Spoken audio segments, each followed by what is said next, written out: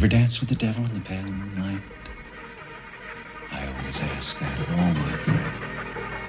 I just like the sound of it.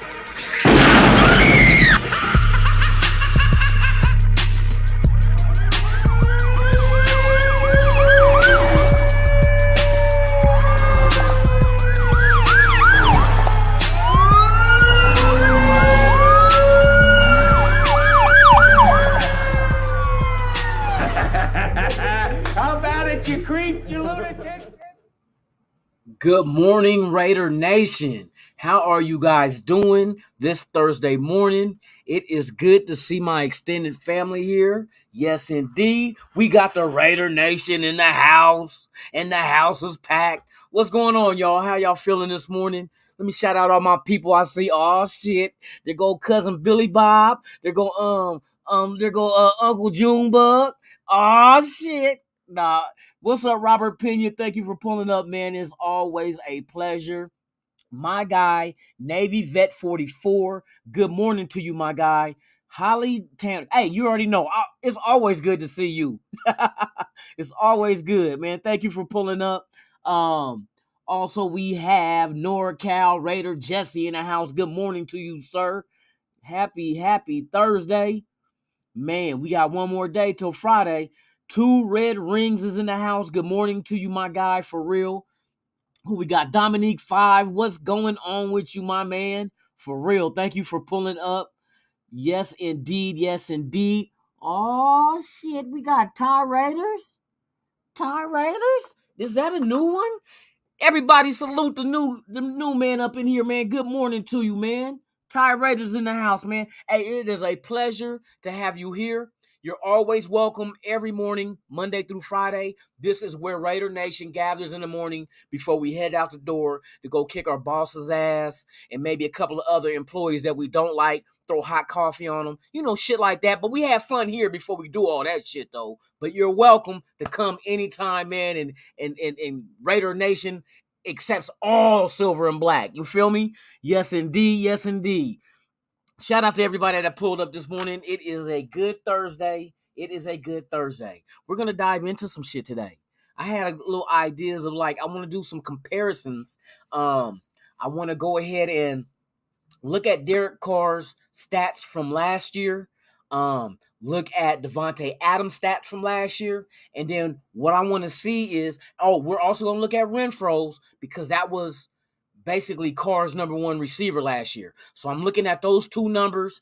I'm looking at Devonta Adams with Aaron Rodgers last year. And then what I'm going to do is compare Carr and Aaron Rodgers. And I want to see how much of an impact Devonta Adams could add to our offense with Derek Carr having him as the number one receiver as well as having Renfro. So now you basically saying Carr has two number one receivers because Renfro caught over 100 passes last year with Carr, and Devonta Adams caught over 100 passes with Aaron Rodgers in Green Bay. So now they're both on the same team. So here we go. We're going to dive into this shit. I'm going to wait a little minute, let everybody, get their bearings, pull on up. For real. We got Raider 78 in the house. Thank you for pulling up, man. It's always a pleasure to have my Raider Nation family here with me this morning. I'm going to make things entertaining. I'm going to make things informative. So just kick on back and get ready to have fun. And we're going to do some comparisons and Q&As with you guys on what you think and your opinions of things. So, like I said, I'm just going to wait a couple of more minutes because I still got my breakfast. And I got to go get I got a buffet of beer. So I'm going to knock one down and I got to go back up and go get another one. So I got to go get a clean cup. When you go to the buffet, you get a clean cup. I might even get a little paper towel, you know what I mean? And be all kosher with it. You know what I mean? All high sedity. I got my little napkin and shit so I don't spill beer on my shirt. Fuck that. We blue collar, silver and black fans, man. We don't do that old on the other side of the bay by Great America. Man, we're hot links and beer. The motherfuckers is wine and cheese. Get the fuck out of here. We don't need no bib. What the hell? And they be wearing bibs and shit. They be drinking a little Moscato, and their little their little baby brie cheese and crackers with some salami. I'd be like, give me a hot link and some motherfucking barbecue sauce. And give me a beer, a cold one. That's how the Raider Nation does it. You feel me? But yeah, we're going to dig into this shit real quick, y'all. So, all right. So we double digits. I know more is going to come. We just started. So we're going to go ahead and we're going to dive into this real quick. You know what I mean? I put the stats together on a couple of them, but we're going to all basically break it down at the same time because I didn't really get I should have did a Renfro and an Aaron Rodgers, man, but I made a Derek Carr card. This is Derek Carr's stats from last season. Ladies and gentlemen, pay attention to Exhibit A. In 2021, Carr without a number one receiver. Now, you may want to call Renfro a number one receiver, but we know that's not particularly true because now with Devonta Adams, will you still call Renfro a number one receiver? So that means if we added Devonta, we were lacking a number one. It's just Renfro is a hell of a slot.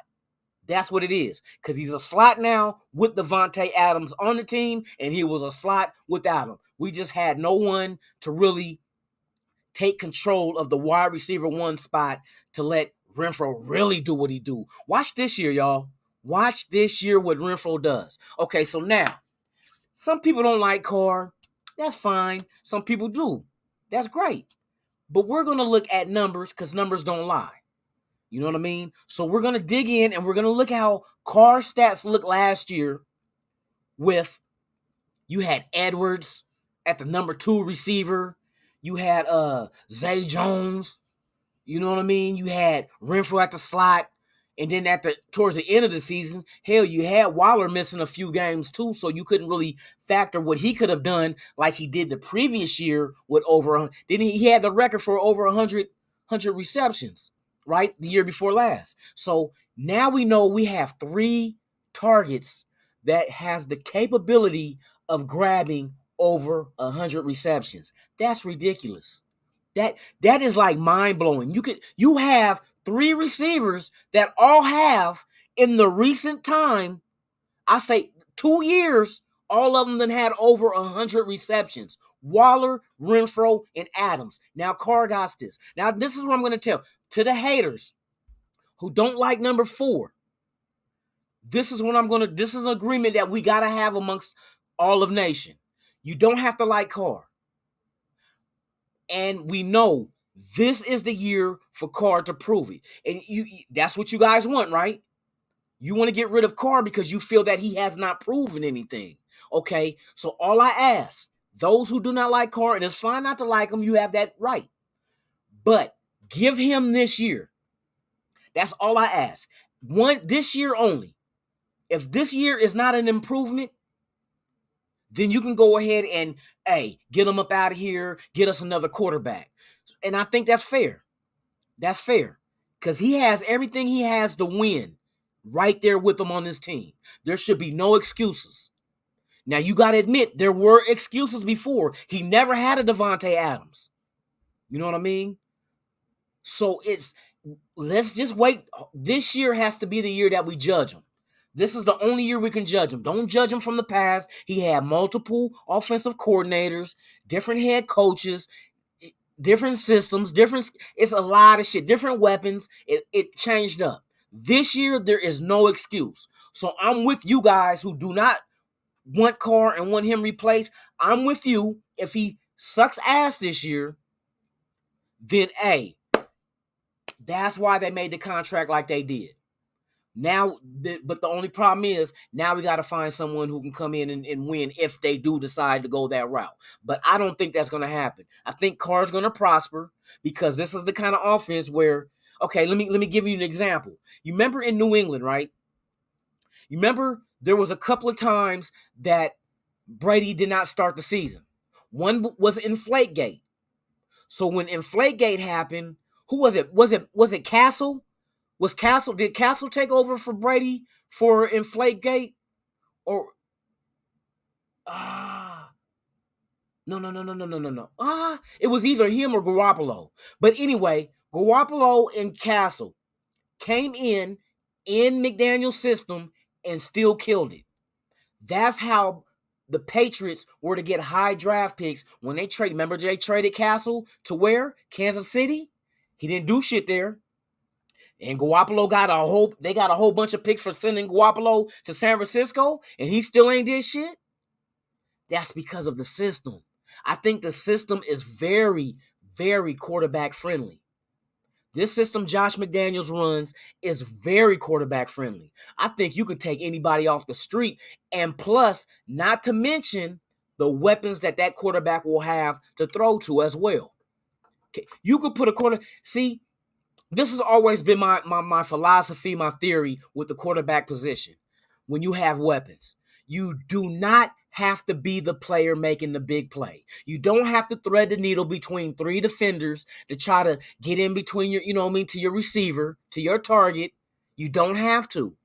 All you have to make sure you do is get your weapons the ball and let them make the big play.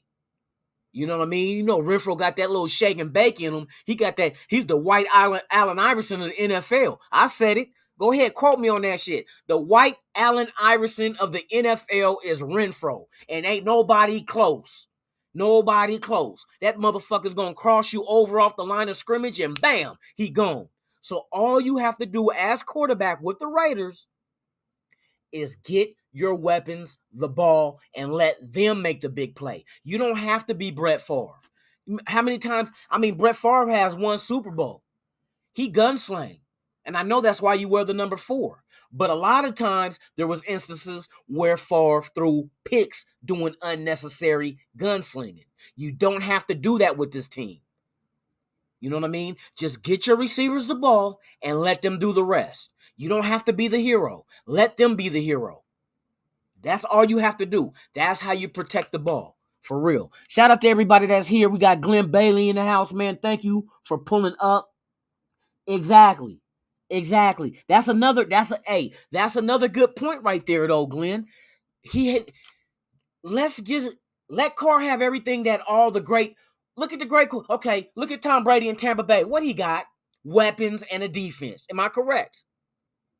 That's correct. What does the Rams have? Stafford didn't do shit in Detroit. But as soon as he gets to a team that has defense and fucking weapons, he wins the Super Bowl. Okay, so let's give Carr the same thing. You expect Carr to win the Super Bowl with Edwards as Zay? I'm not knocking them, but come on now. The elite quarterbacks in this league has weapons. And if they don't have weapons, the thing that's getting them wins is a dominating ass defense that's top 5. San Francisco, the only reason why they get as far as they go, it ain't because of Garoppolo. We seen that motherfucker falling down and just threw the ball up and got picked off in the playoffs last year. He's not built for this shit. He looked good in New England because of the system. Because of the system. That's why Castle and Garoppolo went off and brought New England a big haul of draft picks. And wherever their destination was, they did not do shit. And that's why Garoppolo's on his way out. They're waiting for the shoulder to heal from the surgery, and they still going to trade his ass. They are not. Come on now. You think with a team that went as far as the Niners did last year, would you get rid of your quarterback? One game away? That tells me that you don't have faith in them. You feel that's the reason. No difference than what the Rams did. The Rams got rid of their quarterback, bring in a veteran like Stafford that just needed a new scenery, but brought all the tools that they felt is all they needed. And they went in and won the Super Bowl. They won the Super Bowl with them because of the weapons and defense. Give Carr the same shit. Give him the same opportunity, and then let's judge him on that. We can't judge him on the past shit. The last time that Carr had something decent around him, 2016. We won 12 games. And I was at the game when he got injured against the Colts. And everybody in the stands knew, all the air was let out of our sails because we knew without Carr, we was not going to win shit in the playoffs. And we went to Houston, and what happened? We did not win shit in the playoffs. You know what I mean? So you can't be double standard. Oh, Carr ain't good enough, but then when Carr get hurt, you like, oh shit. That's a double standard. You're saying that we need him to win, but then you say we don't need him to win. We need somebody else. Give him this year. That's all I'm saying. And then let's have this argument or debate. It ain't an argument, a debate next season, after this season. Let's see what he does. Let's see what Carr does with everything he has, and this roster is not done yet. You don't free up $22 million just to sit on it for no reason. Oh, they're in play for multiple type, and I talked to SC about this before. It's not just free agents that the Raiders are in play for. Because when you get ready to cut down to 53, there are going to be trades. Teams are going to trade players that they no longer have use for, and it will free up money because they done already drafted the replacement. Don't be surprised if Josh Jacobs on our team gets traded. But I'm not saying he will. But don't be surprised if he does. Because too much shit positively could happen. Like if Zamir White gets out there, busts his ass, and kills it in preseason, you kind of think Josh Jacobs gets expendable because you're going to let him walk after the season. He's walking. You're not bringing him back. You're not bringing him back for what, $10 million a year? Because that's what he's going to demand on the market. Now, if the Raiders were smart, you would go ahead and get a high draft pick for him. Maybe you send him to the NFC to like the Saints. Saints need a running game. We don't know what's going to happen with him in this case out here in Vegas. They might suspend his ass for the whole season. We do not know.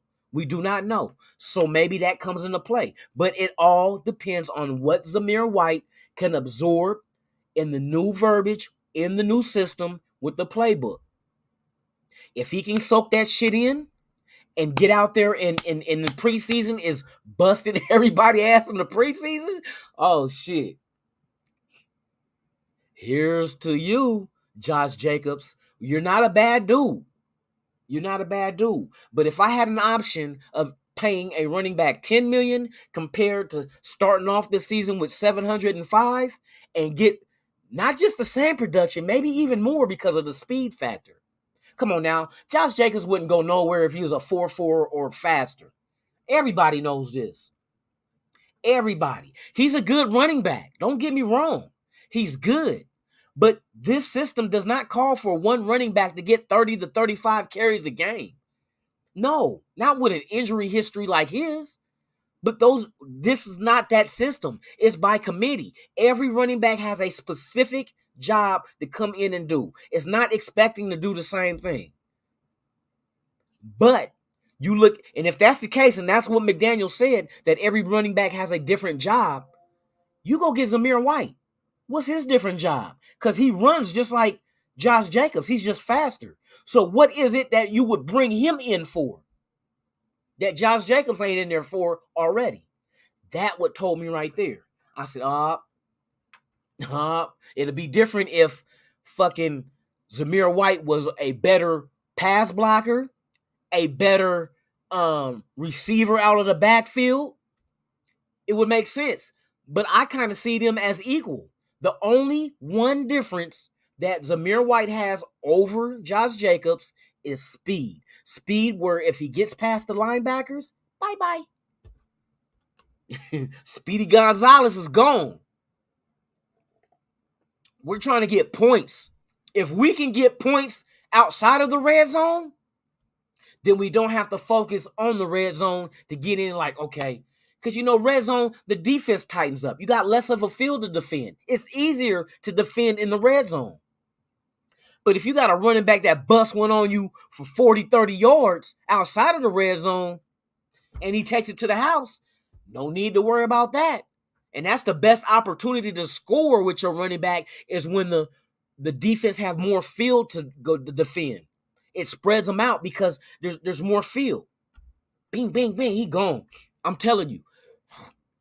But wherever Josh Jacobs go, he's going to prosper. He's going to get the money he deserves, and he's going to go to a team that really needs him and will utilize his skills. So back to Derek Carr. Now, Derek Carr's 2021 stats. And this is without a number one receiver, and your number two receiver got traded. So that tells you what Josh McDaniels and them thought about Edwards. So not only is your number one gone and got the bag with Jacksonville, your number two got traded to Atlanta. So that means Edwards wasn't even a thought of being involved in this offense because they shipped him off quick. You know what I mean? So you figure with that, Carr really didn't have no number one or two receiver last year. Because if Edwards was a number two, he'd still be there. Because now you got a competition at number two with the guys that we just picked up in free agency. That's like the telltale sign. So with Carr, let's look at Carr's numbers without a 1 and 2, because that's basically what happened. He had a slot and he had a tight end for majority of the season until the end of the season. And he won 4 games in a row to get into the playoffs without his star tight end. So let's see how he did this. Carr played in 17 games. He had 428 completions out of 626 attempts. He had 4,804 yards passing, 23 touchdowns, and 14 interceptions. Now, I know those interceptions will be lower with a Devonta Adams on your team, sure-handed, you know what I mean? Because those are times he had to throw to somebody he didn't probably have confidence in. Remember, against Cincinnati, who did he go to? And it got picked off? A guy that was playing the wide receiver one, but not really a wide receiver one. He went to Jacksonville. Zay. Who you think the number one receiver is in Jacksonville? That came from Arizona that they signed in free agency, and they gave him the bag. Zay's not even the number one receiver in Jacksonville. Come on. In Jacksonville, he is not even a number one. But he had to be our number one. That's what Carr had to throw to. Zay, who's not even a number one in Jacksonville? Come on, in Jacksonville. Zay is getting $10 million in Jacksonville. And was it Christian Kurtz from Arizona that got like 20 plus mil? He's the number one. Zay not even number one on Jacksonville. I could be number one on Jacksonville. They suck ass with no toilet paper and wiping at all. Just straight doodle butt. You know what I mean? Okay, so these are the stats that Carr had last season, right? Now let's go ahead and flip it. Let me take this down. Now let's go ahead and let me get this out here real quick. I got to get to Devonta Adams. Let's get to Devonta Adams and look at what his stats is. And I know it's different, but we're going to look at Aaron Rodgers as well. So just hold on to your horses, because we're going to get there. Now, I want to see what Devonta Adams provides as a wide receiver. Matter of fact, before we even get there, like I said, let's look at Carr. Let's look at everything with Carr. Let's go to Renfro. So Renfro was basically Carr's, stat-wise, he was Carr's number one wide receiver last year. Okay? So let's go ahead and check this out real quick. Let me put this let me put it on the board. All right. So this is Hunter Renfro stats from last season. Now, as you see, here, let me get this so y'all can see it bigger. As you can see, he played in 17 games. He had 103 receptions. See, over 100 right there. That's the key. His yards per reception was 10.1. He had 9 TDs, and he had a total. What do you have? I don't want that stat. Where his Oh, that is okay. He had 1,038 yards. Yep, he had 1,038 yards receiving last year. He had over 1,000. So that is Carr's number one. Out of 17 games, he had 103 receptions, 1,038 yards receiving. Yards per reception was 10.1, and he had 9 TDs. Remember those stats. Matter of fact, let me write this down. So Renfro. 17 games, 103 receptions, 1,038 yards, 10.1 average with 9 TDs. All right, I got that written down, so we good. So let me pull this back. Shout out to everybody that's pulling up. I'm not going to forget you guys. Hell no, y'all my people. Michael, hey, McClooney, hey, thank you for pulling up, man. Thank you for pulling up. Jorge C., good morning to you, my guy. Thank you for pulling up. We're going to get in depth. Van City Raiders, always a pleasure, my brother. Hey, for real. This is the year that Carr, here, let me post this up so people can read this too, that Carr cements himself as top 5 QB in the NFL and finally gets the respect he deserves. And I believe you. Because they're setting him up to succeed. That's the difference. They're putting him in position. Ty Raiders, what's going on, man? Hey, I appreciate you for being here.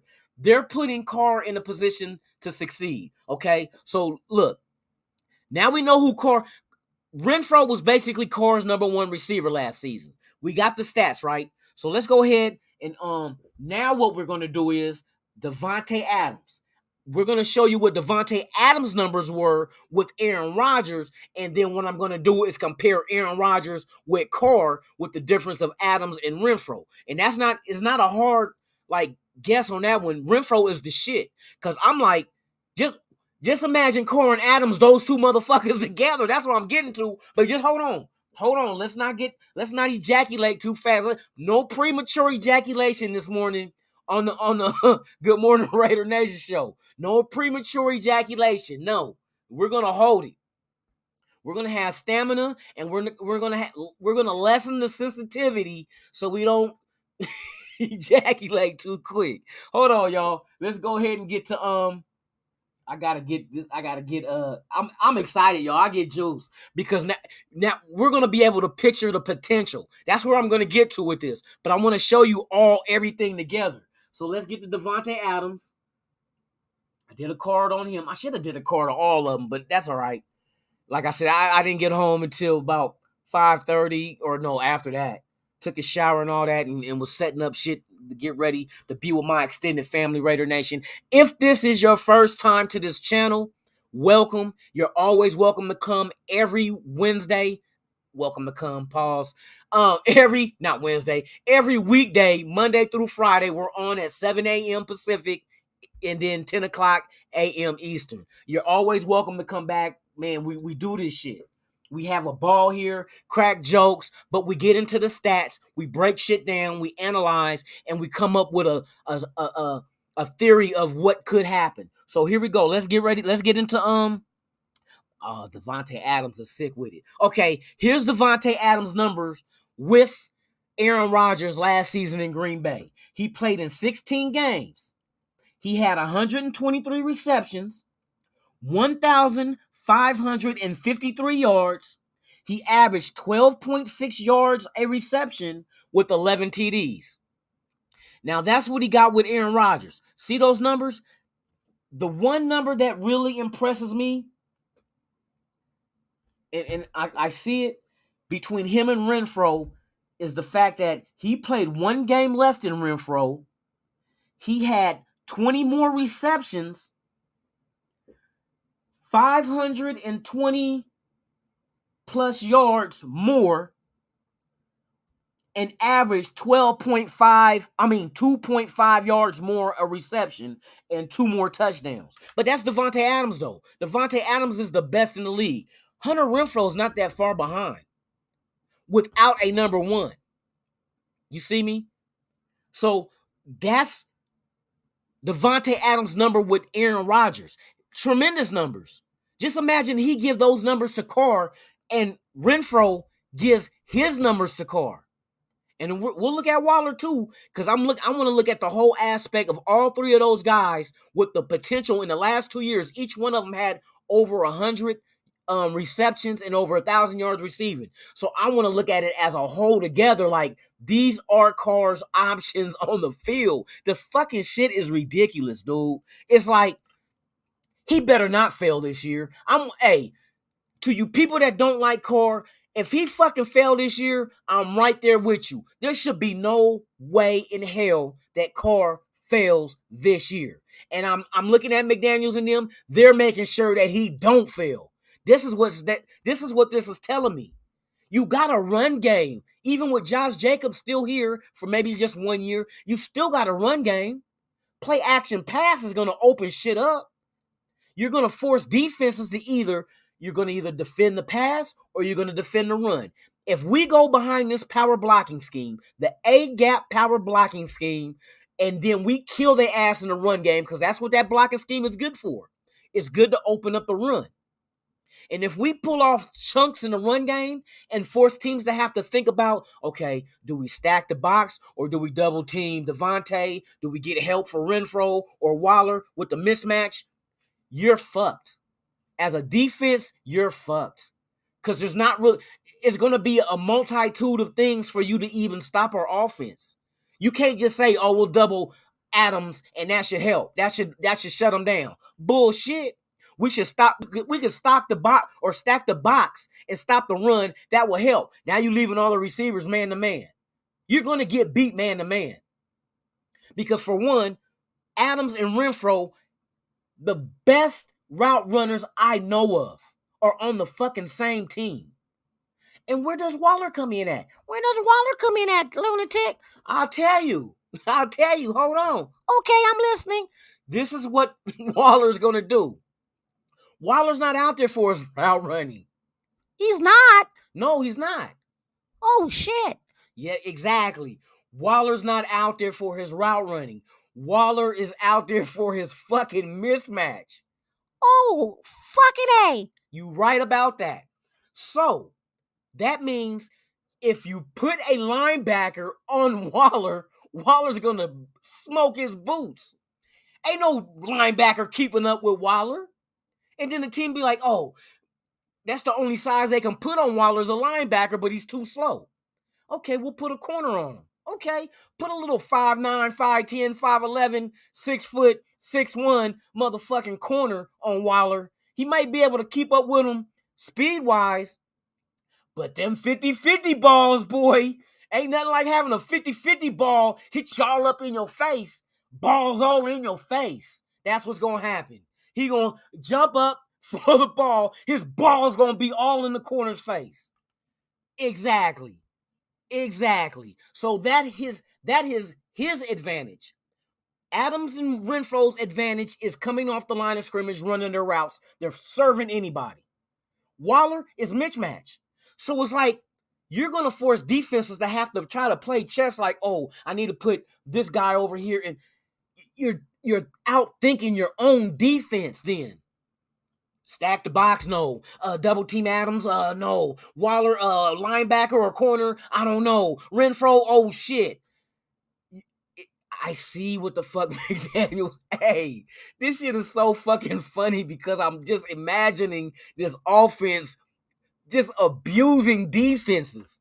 Defenses gonna be on the field looking like they just got their asshole pulled out.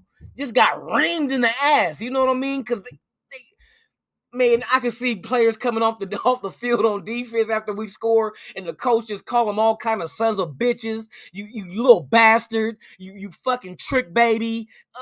Every name you can think of in the book, the defensive coordinator gonna be calling the defensive players. You son of a bitch! You couldn't cover them. Fuck no, coach. You go cover them. They're gonna be arguing. Motherfuckers gonna be throwing the Gatorade bucket. Watch. I bet you anything this year, you will see defensive players from the other team get frustrated, get cussed out, throwing shit, kicking the bitch, throwing their helmet. Watch what I tell you. Because frustration happens. When you can't stop shit, you get frustrated, and then all your frustration, you let it loose, and it just so happens that national TV gonna catch your ass. And everybody gonna see your dumb ass. For real. Salute everybody out there, man, in the chat, man. Thank you for pulling up. But yes, man, I'm putting these out there, man. Okay, so this is Devonta Adams. So now what we're gonna do is we're gonna go check Mr. Aaron Rodgers. Now we know everybody want to call, well, not everybody. A lot of people want to call Aaron Rodgers a GOAT. How? One Super Bowl is your GOAT status. So we're saying Matt Stafford is a GOAT. Matt Stafford's the GOAT now because he got one Super Bowl? Fuck no. Aaron Rodgers is good. But Aaron Rodgers, Devonta Adams good. And remember, the last Super Bowl he won, was it 11 years ago? 11 years ago. 11 years ago was the last time. But you keep handing out the GOAT shit. Shout out to Dirty Raider for breaking that shit down. We know who the GOAT is, but I want to talk about who the GOAT ain't.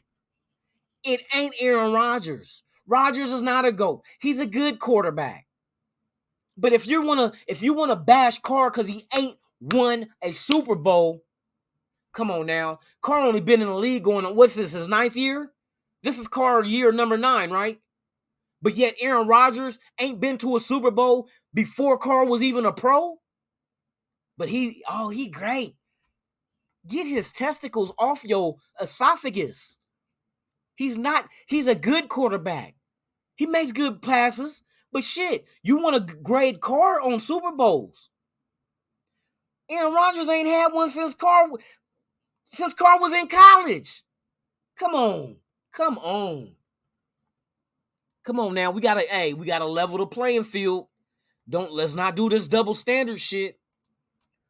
Let's not do that double standard. Well, Aaron Rodgers got one. Yeah, when fucking Carr was in college. The motherfucker was barely had hair on his balls. What the fuck? That many years ago. 11. Not 1, not 2. I'm not going to go through the whole numerical system just to get to 11. But you get the point. You know what I mean? Okay, so now let's go look at Aaron motherfucking Rodgers. All right? Okay, Renfro. And I'm going to highlight this shit for you. I'm going to show you Aaron Rodgers 2021. So, okay, we already here. All right, so here's Aaron Rodgers. Here's 2021 right here. So Aaron Rodgers played in 16 games, right? He had, hold on. I got to see what the fuck they have. Completions and attempts. Okay, for his passes, he had 531 attempts and 366 completions. 366 completions. Let me write this shit down, man. We're gonna see this shit because I'm going to bring Carr back up in a minute. So, Aaron Rodgers played in 16 games, 551 attempts, 366 completions. Is that 366 completions? Fuck the percentages. Yards he had 4,115. So look, 4,115 yards he threw for, right? He had 37 TDs. 37 TDs as well as 4 interceptions. 4 interceptions. Now that's a good number. He had high touchdowns and low INTs. But the yards is what I'm looking at. So this is all so I don't want you guys to keep having to look and see what the stat is. So I got the stat written down. Now what we're going to do, we're going to remove this. We're going to go back to Derek Carr. And we're going to compare Derek Carr to Aaron Rodgers. Carr without Devonta Adams and Rodgers with Devonta Adams.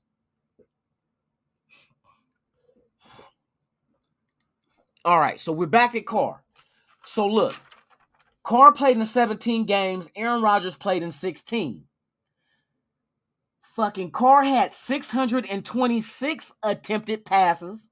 626. And fucking Aaron Rodgers had less at 551. Carr had 428 completions. Completed passes. Aaron Rodgers only had 366. Carr had 4,804 yards passing. Aaron Rodgers only had 4,115. Had him beat by almost 700 yards, Carr did, without Devonta Adams. Now, the TDs, of course. TDs, we were horrible in the red zone. We didn't have a red zone threat. You know what I mean? So Carr had 23 TDs and 14 interceptions, and Aaron Rodgers had 37 TDs and 4 interceptions. Now, with that being said, since Aaron Rodgers had 37 TDs, right? 37 TDs is what Aaron Rodgers had, and fucking Carr had 23. Out of those 23, Renfro gave him 9 touchdowns. Aaron Rodgers, out of his, let me cancel this out. Devonta Adams gave him, hold on, 11 touchdowns. So out of those, this fucking shit is crazy, man.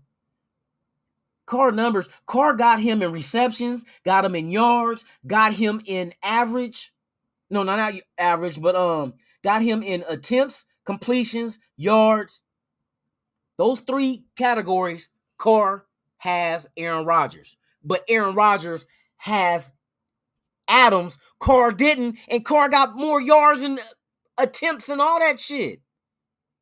Now, imagine Carr with Adams. I'm telling you, dude. Adams and Renfro. Carr got most of his shit from Renfro.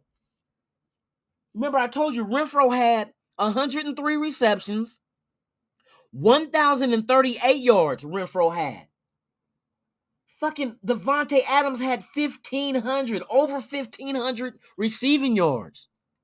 So now you put Renfro and Adams on the same fucking team? Carr better succeed. You remember, Green Bay made the playoffs. But you look at the stats that Devonta Adams gave Aaron Rodgers. That was the big portion. Come on, 1,500, over 1,500 receiving yards as a receiver? 12.6 average with 11 double-digit touchdowns? Come on. If you would throw those 11 touchdowns to Carr, that would push Carr's 23 touchdown to 34. And what did Aaron Rodgers have? 37. 3 touchdowns difference. Or no. You would have to take that 11 away from Rodgers if we took Adams from him like we did. Take him from Aaron Rodgers, give him the Carr. So you take 11 from Rodgers, which will bring him to 26, and 11 to Carr will bring him to 34. See how that Devonta Adams is a game changer. That's why I said Carr better succeed. There is no excuses. None at all. Gonorrhea don't help. You know what I mean? Syphilis, you can't blame it on that. You know what I mean? You can't blame it on that shit. So there's no fucking excuses. But look, here's the thing. Here's the thing, Michael. Brady and fucking and Rodgers, you know why they make better decisions? Because their decision is throwing it to fucking Devonta Adams. Well, not Tom Brady. Tom Brady got fucking Gronkowski, one of the greatest tight ends to ever play the game. And then he had a fucking shitload of slot receivers that are like Renfro type receivers that he had. That one year when they almost went undefeated, he had Randy Moss. That's why the decision making is simple when you got a number 1 receiver. It's simple. Carr didn't have a number 1. If Zay was number 1, Zay should have had over 100 yards, 100 receptions and over 1,000 yards. But he went to Renfro. Renfro is the only motherfucker that was last year on this team that was open. Open. Because he shakes the shit out of defenders. I'm telling you.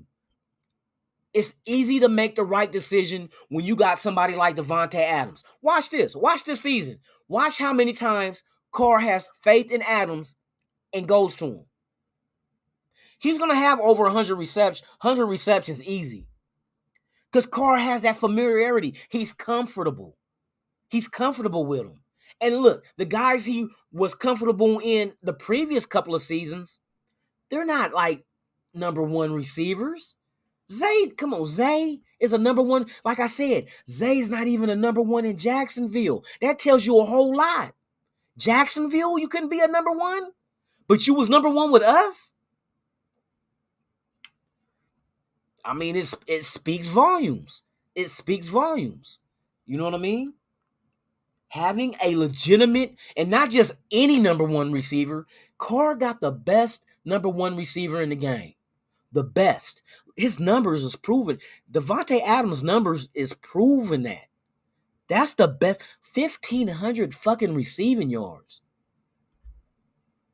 1,500? At number one? You know what I mean? It just didn't equate to Super Bowls. Devonta ain't got one. But Devonta got a good chance of getting one here. Believe it or not, regardless of how you feel about Carr, you got to admit that McDaniels and Ziegler went out there and loaded up this offense. And not just they didn't load up the offense just to be mediocre, middle of the pack. They built this offense to be number one overall. Because at the end of the day, this offense is going to also help our defense. If we get long ass drives, we can get 6-7 minute drives and then score. That's 6-7 minutes of defense is on the sideline resting. Fresh legs. Max Crosby, fresh. Chandler Jones, a little bit older, fresh. Perryman, fresh. If you get Ndamukong Suh, fresh. Sideline just watching these long drives. And then at the same time, keeping the other team's offense on the sideline, twiddling their thumbs, waiting for their opportunity. I know what they're doing. All you got to do is sit back and just observe, and you start digging into the stats of the players that we do have, and then you start looking at the style of play on offense and defense that Daniels does and what Patrick Graham does, and it starts to make sense. Like, I see they're not just trying to they're not just trying to just be a contender. They're trying to be a dynasty because all the key positions, they went out and gave them their extensions. We didn't have to sit here and wonder, oh, is Max staying? Oh, extension. Oh, is Carr staying? Extension. Is Renfro staying? Extension. Now they're talking about Waller and Perryman. These are all key components in this offense and defense on this team. These are all leaders. Notice the people they went out and took care of. You got Devonta Adams. That's a leader. He's a veteran. Chandler Jones. He's a leader. So they went out there and got team leading character type players, high character. Some of them captains. Other of them are leaders by example and by speech or however you want to motivate. Motivation can happen many ways. You could be motivated by money. You could be motivated by family. You could be motivated by the love of the game. There's different kinds of motivations. But we got a team full of leaders. And I'm telling you, this is why I say this. Derek Carr, I got faith in you because I'm looking at what you have around you. You're not alone. You're not alone. That Michael Jackson song, you're not alone. You're not alone. But everything is on you now. You know what I mean? The OJO felony song. I can give it to you, but what you gonna do with it? I can give it to you, but what? They gave it to you. What you gonna do with it? What you gonna do with it, Carr? And I know you in a position of being ecstatic. You got all these weapons to yourself. You know what I mean? You know, some people get lucky and they get the new Porsche, or they might get this car and that car. You got a garage full. The Raider garage is full with vehicles ready to hit the fucking ground running. I'm telling you, Carr. I don't think Carr ain't gonna. If Carr can succeed without these dudes, come on. You don't think he's gonna succeed with these? He went to the playoffs last year. You won 4 straight games, losing your coach, your number 1 receiver, dumbass cornerback making threats on IG. You had a special teams coach take over the team. And he didn't do much. He was probably more of a more motivational type aspect in that offense. You know what I mean? Special teams do. I forgot his name. Bashia, whatever the fuck. But he was more of a motivational dude because he said it himself when he first took over. They asked him at the fucking press conference, how are you gonna coach the team? He said he lets the defensive coordinator handle the defense, let the offensive coordinator handle the offense. And just like any other company, and he oversees them. So he never inputted anything. He let them do it. And we know what our defensive coordinator was. Mr. Bend Don't Break. Let the ball come to you before you tackle him. Come on. Gus Bradley. I said I wasn't going to say that name, but fuck it, I did. Gus Bradley. Never attacked the ball. No blitzes.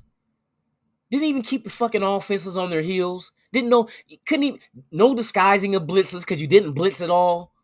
You know what I mean? You didn't make the quarterback think, oh, this guy is coming and make him shift or come on, man. It's all kind of shit that it's like 4th and 23 and you tell your people to go back 25 yards. So 23 yards for a first down and you telling your defense stay 25 yards back. What, so you can catch the ball and fall forward for the first down? And that's what you all remember, those long 4th and longs and 3rd and longs, and we was giving that shit up, man. We was giving that shit up. Fucking pathetic. You know what I mean? Yes, Michael, we need good team IQ. And that's the kind of guys, if you notice, these are what the positives of these free agents as well as the draft picks, they are known for their IQ and to be able to absorb information quickly. So that's another thing. Hey, that's a good point. That is a good point. Two red rings. What you say? You said McDaniels would not have come here. Hey, you know what? And here's something that came out too. Y'all remember, we know it's Carr's the reason. They said New England was trying to trade for Carr. When they thought that we were trying to give up on Carr and move on, they called about Carr and no. They couldn't get him. So this is before McDaniels came to the Raiders. They were trying to get Carr. If Carr would have went to New England and Belichick got his defense in, oh my God, come on now. Come on. I'm glad we didn't send his ass to, you could sit here and talk bad about Carr you want, but if that motherfucker would have went to New England and won a fucking Super Bowl, everybody would be pissed. And then the people that doubted him have egg all on their face. You know that the home remedy for KY jelly, the raw egg white, they would have had that all over their face. Raw egg white all over mixed with let me quit. But that's what it is. That's what it is. So with what McDaniels is giving Carr on offense and McDaniels being the play caller in his system, watch this shit. McDaniels is going to call some shit we ain't never seen because he has the weapons to do it now. When he was with New England, he had weapons, but he didn't have these kind of weapons. Like all at once. McDaniels did not have all these weapons at once. Now he has them. And then we've got to sit back and watch how the battle at the wide receiver 2 spot, how that unfolds. So we could be looking at DeMarcus Robinson at number 2. You know what I mean? Or what's the other the wide receiver that we picked up? Fucking I'll be drawing blanks. I think it might be the beer, man. I think beer ain't the same no more. But yeah, man, for real. For real. Josh McDaniels never had all these weapons at one time. You might have 2 out of 3, 2 out of 4. Let's say 2 out of 4. But he never had Waller, Renfro, fucking Devonta Adams, Josh Jacobs. All we got to do is make sure the right side of the line is set in stone. We got to have a tackle and a guard. Those two positions must play out. You must let it play out on its own. Don't force somebody in there or you're going to be the... No. Let them earn that spot because it's going to be very, very important that this offensive line holds up because that is the key to Josh McDaniels' offense doing their thing. If you keep Carr, and I always say this, if you can keep Carr clean and upright in the pocket, it's lights out. It's lights out. Come on now. 2016 with Crabtree and Cooper, offensive line held up. We were scoring points like it wasn't shit. And they didn't have Devonta Adams. Watch. Hey, the Raider Nate. Hey, everybody should be ecstatic. Everybody should be ecstatic because you got a fully loaded fucking offense, and I'm gonna compare this offense to a great offense that played this game before. You remember the early portion of 2000, the greatest show on turf, the St. Louis Rams, before they moved back to LA? Y'all remember the fucking weapons that they had on that offense? Kurt Warner looked it great. Cause look what he had. He had receivers. He had a running back that could come out the backfield and was a threat just as much as he was running the ball. I'm telling you, Josh McDaniels has this. So all we got to do is just wait and see, you guys. I'm telling you, it's gonna be a sight to see. I really believe that. I really believe that because, like I said, everything is lining up. It's been a long time since we've been in this position. We haven't been excited about shit. Like I said last year, Zay Jones was our number one receiver. He's not a number one. You know what I mean? He's not. We made the playoffs and fucking Waller wasn't even there for the 4 games in a row that we had to win to make the playoffs. Renfro did his thing. But you might as well say Renfro was the only man. Oh, and Josh Jacobs was running hard at the end of the season as well. Give him his props too. Josh Jacobs, something clicked in Josh Jacobs where he was running hard at the end of the season. So Renfro and Jacobs, those were the two that carried this team into the playoffs. In the playoffs. I know Waller ended up coming back, but come on now, you missed too many games to be you, to play like how you really play, to be the threat you really were, especially when you have a lower extremity injury for a big guy. You know what I mean? That slows you down. There's certain things you can't do. Even though you rehab and came back, you're not 100% as what you were. But just imagine going into the season, healthy Renfro, healthy Devonta Adams, healthy Waller, healthy Josh Jacobs, and not to mention Jacob Johnson, the fullback from New England. Oh, come on. I know we miss Ingold, but Ingold ain't Jacob. No, he's not. Ingold was solid, but Jacob Johnson is a whole different breed of fullback. If you think I'm lying, go on YouTube and look up Jacob Johnson's highlight. Matter of fact, fuck it. I ain't monetized. They can't do shit to me. I'm a rebel without a cause. I'm a fucking rebel without a cause. You feel me? Don't tell me I can't play this shit. Copyright. Man, copyright these nuts. You know what I mean? I get mad at that shit. Copyright these motherfucking nuts. You can find. I'm here so I don't get fined. So let's take a look. I think I might be solid if I don't play the volume. Okay, so we're gonna look at his 2021. Let me turn off this volume real quick. Okay, it's off. So any of you guys who are not familiar with Jacob Johnson, fullback from New England, who, man, come on, what the fuck? Okay, this should be pissing me off. I paused you, fool. Okay, damn, y'all. How come it unpaused? I didn't say fucking unpause, you piece of shit. Fucking A. Rewind, motherfucker, rewind. Okay, here we go. This is Jacob Johnson. We're not listening to this shit because I'm going to see if I can get away with this shit. I should be able to because they don't know if I wasn't there. Now, watch Jacob Johnson highlighted. Look at that. Look at the block. He's going to help Carr a whole lot in this shit. Look, this is what he does.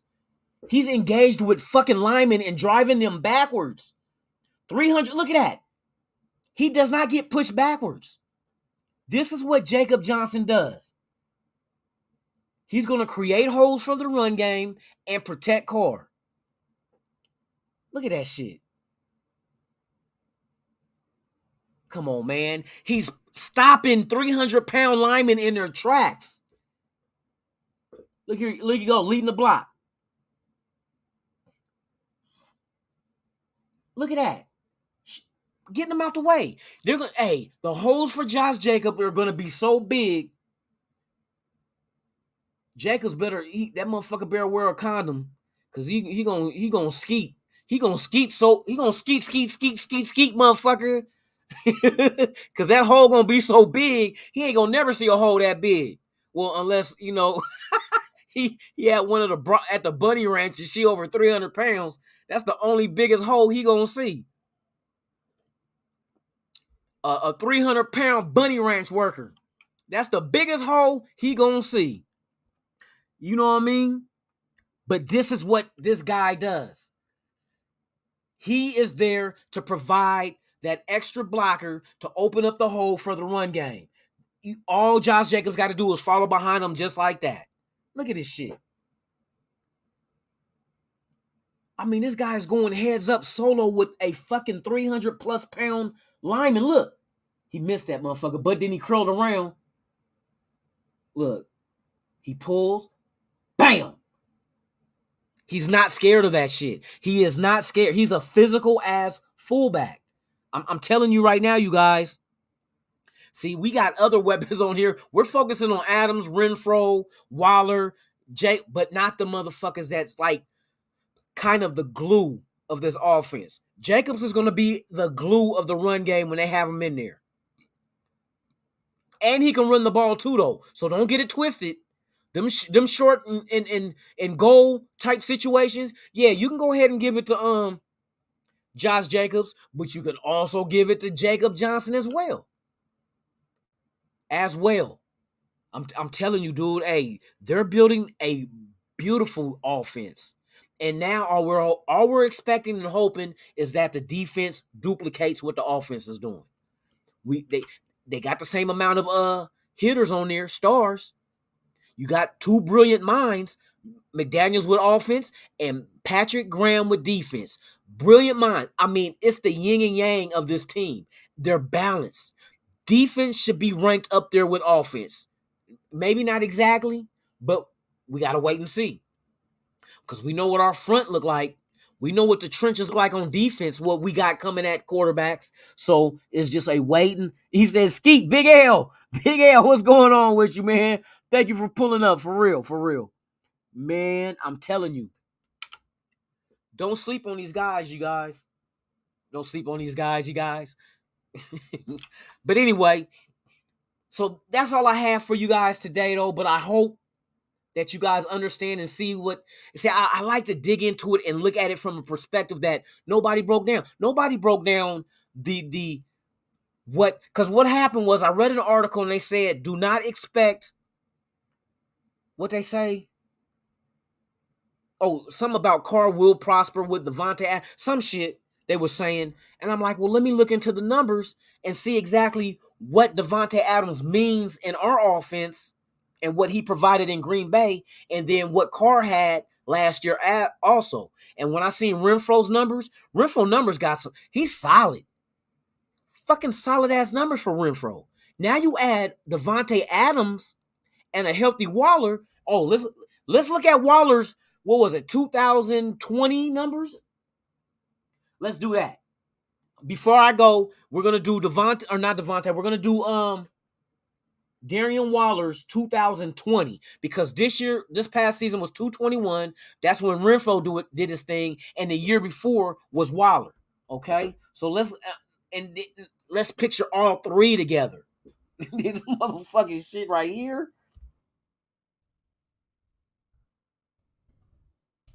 All right, so we gonna dig into Darren Waller, dude. 2020, I think it was. Hold on, let me see. Yep, 2020. Watch this shit. Oh my god. Oh my god. All right. Are you fucking kidding me? So we want to go to 2020, because that was the year that Waller killed it. Because, you know, he wasn't 100. He only played 11 games this last season, but he played in 16. Watch this shit, dude. Y'all ready for this shit? All right. Here, Waller. 2020. I'm going to highlight it. 2020, right? Waller played in 16 games. He started 15 of them. He had 107 receptions. Look at this shit. 107 receptions, 1,196 yards. Hold on, I think they fucking me. Oh no, yeah, I'm right. All right. I don't care about the other shit. I want to get to fuck, where's the I passed it up. I know I did. Fuck. So 107 receptions, 1,196 yards in 16 games, with 15 games fucking started. Is that the fuck is the come on, man, they bullshitting. These motherfuckers ain't got the hold on. Oh yeah, that's when we went to Nevada. Number 83, total 145, 69 ID, 224. Where the fuck yards reception? He was what, 5.8 yards reception. Yards after the catch was 572. Where the fuck is his only 4 drops? So look, out of 107 receptions, he only had 4 drops. 4 drops. But I'm looking for where the fuck is his fucking stats for his touchdowns? I gotta go back here, huh? 2020. He had 9 touchdowns. So that was his best year. That was 2020 when he played mostly the whole season. 16, where he played 16 games, but he started 15. But look at his numbers. Now you add that shit. Look. So when Waller was, and that was when Waller was the main dude. Waller put off 1,100 yards. Last year, Renfro was the main dude. He had 1,038 yards. Adams with Aaron Rodgers was the main dude last year. He had 1,500 yards. So you had Devonta Adams with 11 touchdowns as the main dude. Renfro with 9 touchdowns as the main dude. And you had Waller with 9 touchdowns as the main dude. Now he gets all 3 of them at the same fucking time. Come on, bruh. Come on. That's the numbers. The numbers don't lie. Carr got fucking weapons. All he has to do is get them the ball. Let them make the big play, like I said before. Let your weapons make the big play. You don't have to force shit. All right, Robert Pinion. Hey, thank you for pulling up this morning, man. It's been a pleasure. Roland's in the house, man. Hey, thank you for pulling up, man, for real. It's good to see good, new people. Hey, thank you for the compliment, man. I really appreciate you for real. You're just trying to figure out how people don't think that. Hey, you know what? You got people like that. You're never gonna have anybody. You're not gonna have 100% of people liking God. liking the guy. Because the only stats that these guys are going to look at, Super Bowls and playoffs. But to keep it actual and factual, playoff wins and Super Bowls are a team statistic. It's not an individual stat. But we keep, all the shit is always on the quarterbacks. Like, Brady didn't win all those Super Bowls by himself. He didn't. You know what I mean? He didn't. But it's always the quarterback that takes all the credit and all the blame. You know what I mean? So, oh yeah, Brady got X amount of Super Bowls. It wasn't by itself. You know what I mean? It wasn't by itself. It took that whole organization. They always went out and got weapons for Tom Brady. Come on now. We the ones that traded Randy Moss to him to give him when they damn near went undefeated and lost to the Giants in the Super Bowl. But it's a team statistic when it's dealing with Super Bowls and playoff wins. Because Brady don't play two-way. Brady don't play defense too. Football is the only sport where you play offense and that's it, or you play defense and that's it. You don't play both ways. Basketball you do. Hockey you do. Soccer you do. Baseball you do. But football, you got one job. One job. All Brady had to do was play quarterback. He didn't have to play corner, safety. You know what I mean? He one job. It's not hard to have one job at all. But he had help. He had people around him. It is a team stat. New England winning all those Super Bowls is a team like, fuck. That's one of the best teams ever. It ain't just the quarterback, it's the whole team. So you can't just gauge Carr for not having Super Bowls and fucking playoff wins when he didn't have the motherfucking help to win it. Come on now. Jordan never won a championship in the NBA until Pippen and all them came. Jordan was getting put out the playoffs, man. He would score 60 points and they still lose. Boston Celtics. Look that shit up. Jordan was a highlight reel. You watched Jordan, it was spectacular. But they was not winning championships until they built that team around him. What did McDaniels and them do this year? They built this team around Carr. This is Carr's time to shine.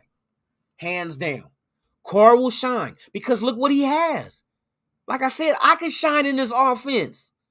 You know what I mean? Just Adams, Renfro, Waller, hand it off to Josh Jacobs. Jacob Johnson block for him. I can do that shit. I don't have to thread the needle. Fuck it, I'll hit fucking Adams on a 2-yard pass and let him take it 30, 40 yards. Hit Renfro on a -2 pass behind the line of scrimmage and let him take it 20, 30 yards. That's what I'm talking about. Carr does not have to do too much. They built this team around him to make his job easy. Easy. You got options. You got weapons.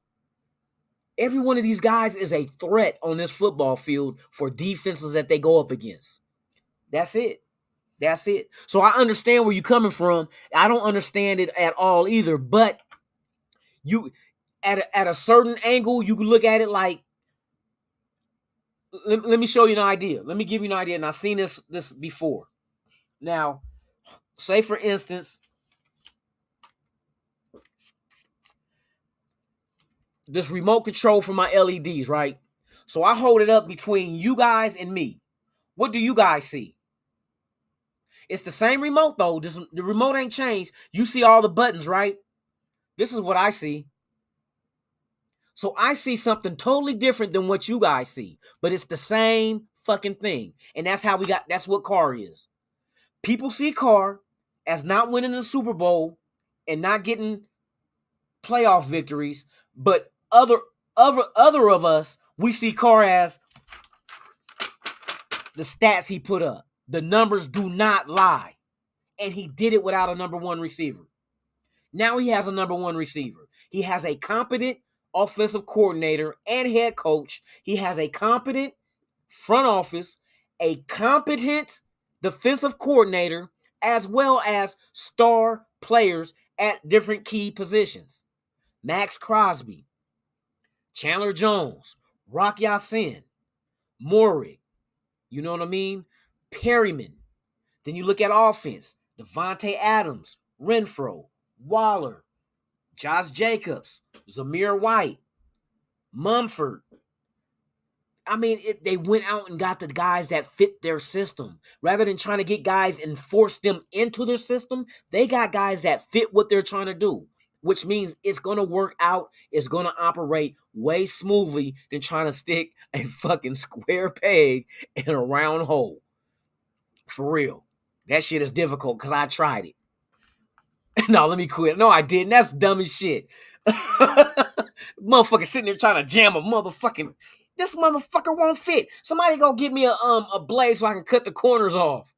Motherfucker, then it becomes a circle. It comes a round peg after you cut the corners. But anyway, hey, for real though. But I understand, hey, you're gonna get that, and the only way that he's gonna hush the haters, silence the haters, is getting out here and doing what we're expecting him to do with what he has. That's all he has to do. Just go perform and shut these cats up. If he goes out there and takes us to the Super Bowl, I watch this shit. If Carr goes to the Super Bowl and say we lose. See, he can't win a Super Bowl. But this motherfucker done went to the Super Bowl though with this team. But they're gonna find something to hate him on. You know what I mean? Or if he does go and wins the Super Bowl, he should have did that 5 years ago. It's always going to be something that's like not all women, but it's going to be like a woman. Double standards and always fucking complaining. Always ain't happy with what you got. Not happy that we got to the Super Bowl and we won. You mad because it didn't happen sooner. Come get the fuck out of here. Let this man go play the season out. Then we judge him by his actions and his performance after this season. This is the only season to judge him with because he never had a team like this.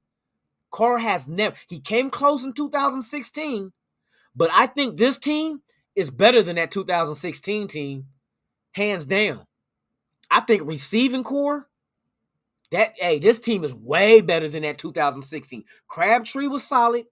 We already know about Cooper. Played sometimes. This team, Devonta Adams is better than motherfucking Crabtree, and I'll say Renfro is way better than motherfucking Cooper, hands down. Hands down. So it's just a wait and see. Exactly. Once he gets one Super Bowl, and this is the key. This is what you guys don't understand about this. His job is not just to win one Super Bowl.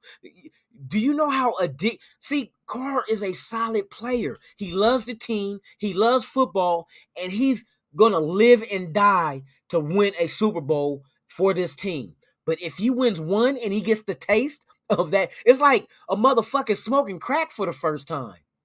They're going to want more. You know what I mean? Football and a Super Bowl is going to be... And Devonta Adams never won a Super Bowl. This is their crack. I don't know why I got to use drug fucking phrases. This is their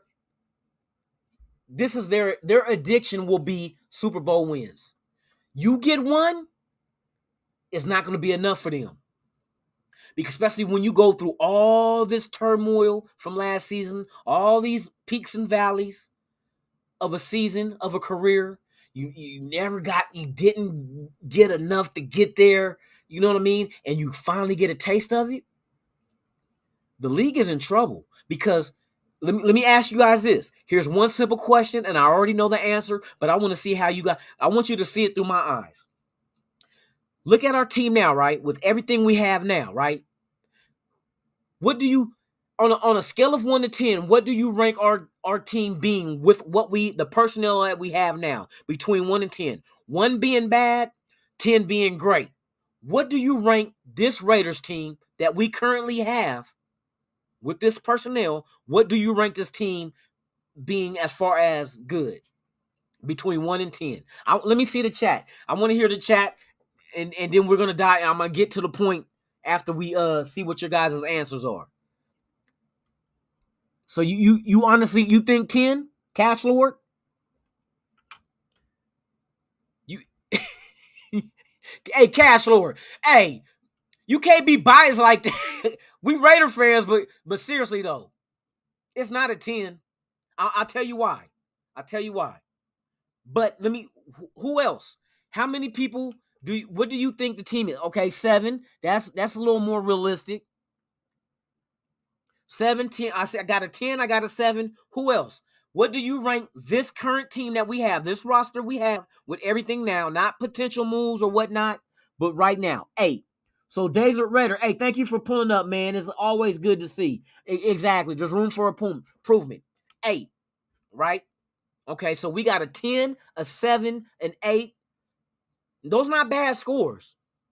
I don't believe a 10 though, and I'll get to that point. You're gonna understand what I mean when I get to it, and you're gonna agree with me, Cash Lord. You're gonna agree with me. Watch what I tell you. So we got a 10, a 7, and an 8 as far as what we rank this current roster, right? And that's generally what probably everybody else is gonna say between 7 and whatnot, and that's about right. That's about right. Hey, salute to you for subbing, man. Tell your friends, your family, anybody that's rocking the silver and black, tell them to come on down and do the same, man. We're trying to grow this channel. And good content, nice humor. I keep it interesting, you know what I mean? It's not one of them old dry-ass, boring-ass podcasts where you be like, this motherfucker needs milk. You know what I mean? But there's another 7. Glenn says 7. But with a couple more. No, stop, Glenn. Don't get too over. Hey, you're taking away from my shine. I'm gonna get to that. I'm gonna get to that, Glenn. Hold on, man. Hold on. You have to say a 9. So Holly said a 9. 8. These are solid numbers. Okay. So we're looking at 10, 7, 8, 9s, right? So upper more in the top. We'll say top 6. Right now we're in top 6, right? As far as what we rank our team, 6 or higher, somewhere in between. Now picture this. Here's another question.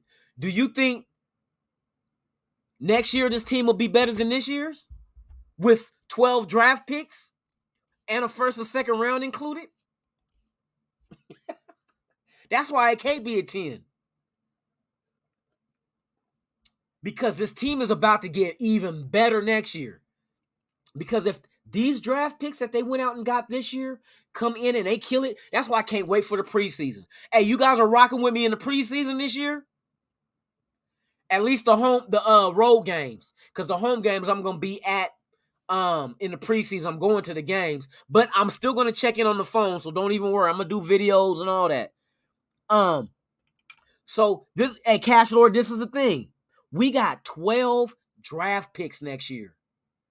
12. And they include a 1 and a 2 that we did not have this year. This team is going to be a whole lot better next year. That's the scary thing. You know me? When you sit and think about it, like, fuck, if the Raiders do go all the way and win the Super Bowl this year, do you know how many free agents we're going to be? Because a lot of these guys are going to be only on 1-year deals. They're going to walk. Do you know how many free agents are going to want to come here? Especially with as many holes there's going to be. Not a whole lot, but there's going to be holes to be filled. They're going to fill them with the draft, but you do free agency first. So you know how many high-end fucking free agents is going to be like, I'm going to Vegas. They just won the Super Bowl, but they got an opening at a position that I play. Dude, that's going to be so crazy. That's going to really put us in a position to defend our trophy at home, 2024 Super Bowl in Vegas, and all y'all better come, because we're going to be on the strip, drinking, butt-ass naked, twerking. You're going to be twerking, and Tallywhacker going to be swinging and slapping motherfuckers all in the face and shit. But, yeah, man, we're going to have a ball. Exactly, Cash Lord.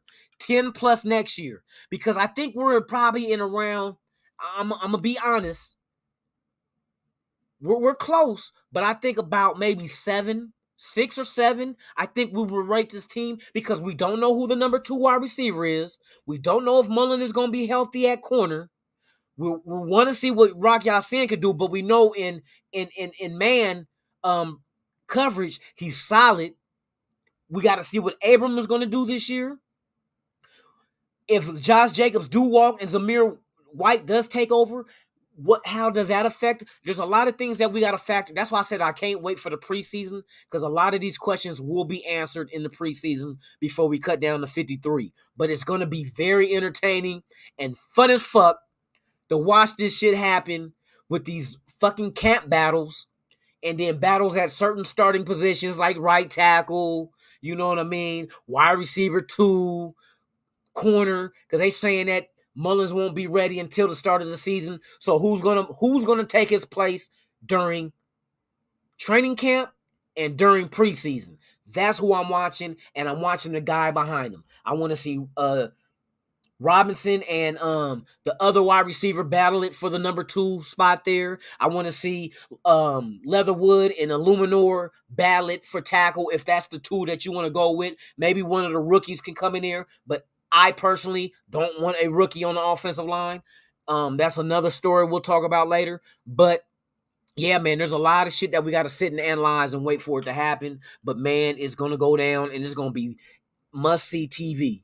Must-see TV for the Raiders preseason, especially the last preseason of the year against New England. Because, you know, that's the very last game you have before you got to cut down to 53. So we're going to see who gets cut, who's going to make the team, whatever. For real. Hey, that's, yeah. You get one game, but you know, doesn't NFL Network replay all the preseason games? They don't show them all live, but they show like a repeat of all of them, like back to back to back over the weekend. I think they do that still. I'm not sure. You know what I mean? But we'll see. But we get 4 preseason games because of the Hall of Fame game. That's what's going to set it off. Hall of Fame versus Jacksonville, Thursday night, first fucking Thursday of August. It's going down. I'm definitely going to do a live reaction show for that. So if y'all want to pull up. We're going to have fun, crack jokes. Hey, like I always do. Keep the shit entertaining, man. It's my nation. I got to make sure my nation is doing all right. You feel me? Make sure y'all got a smile on your face and enjoying your day. Okay, I done went overboard. I will be here tomorrow morning at 7 a.m. Pacific, 10 a.m. Eastern. We will do this again. We will get more in depth about the scenarios of this team, who can make it, how it will better the team, what to look forward to even next year. We're going to talk about more of this.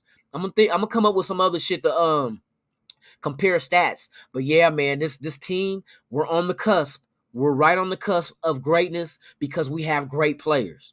You know what I mean? So with that being said, man, I thank each and every one of you guys for pulling up with me this morning. To those who have come this morning and this is the first time, well, not the first time you came. If you got kids, this ain't the first time you came. But if this is the first time that you have arrived and came to Raiders Allegiance, you know what I mean? Hey, you're always welcome to come back again, man. We have fun here. We have, you know, a little humor, but we touch on the stats as you see this morning. We touch on the stats. We do comparisons. We break it down. We get more cerebral with the information that we got and try to compare what would possibly make this team better by comparing what former players. We'll get into some more tomorrow morning too, though. So you guys don't worry.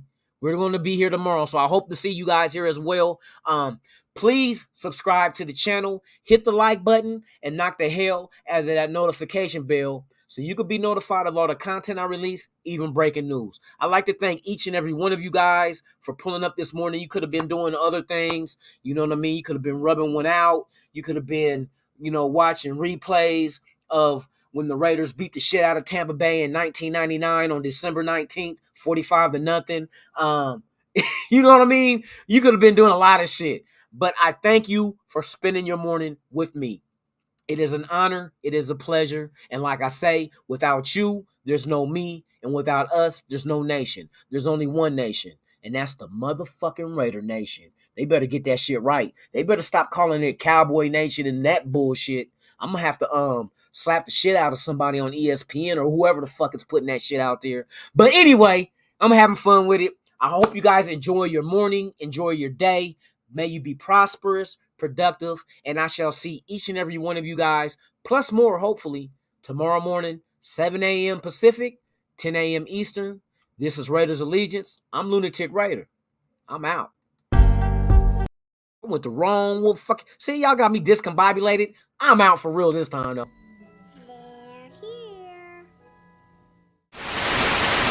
You ever dance with the devil in the pale moonlight? I always ask that of all my prey. I just like the sound of it.